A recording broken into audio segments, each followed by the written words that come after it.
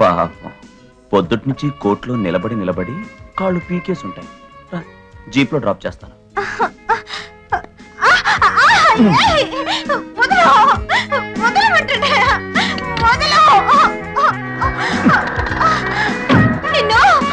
నిన్ను మా తాతయ్యతో చెప్పి ఏం చేస్తారో చూడు.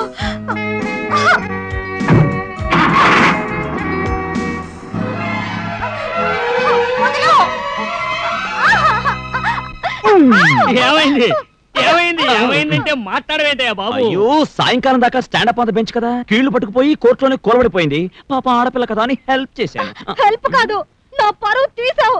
కోర్టు దగ్గర అందరూ చూస్తుండగానే నన్ను లేపుకొచ్చినట్టు ఎత్తుకొచ్చాడు తాతయ్య.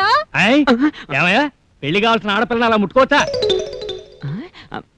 తెలియక ముట్టుకున్నాను సార్. ఫ్యూచర్ లో ఇలాంటి విషయాల్లో చాలా జాగ్రత్తగా ఉంటాను. నువ్వు నా మనవరాల్ని ఎత్తుకొస్తున్నప్పుడు 10 మంది చూడనే చూసేశారు. పెళ్ళయ్యాక నడవాల్సిన 7 అడుగులు దాన్ని ఎత్తుకుని ఇంట్లోకి నడవనే నడిచేశావు.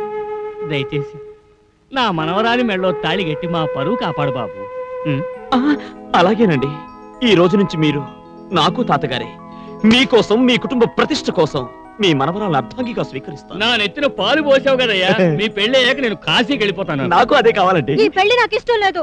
ఒప్పుకో మా ఒప్పుకో. కుర్రాడిది మంచి జాబు, మంచి పర్సనాలిటీ. నేను ఒప్పుకోను.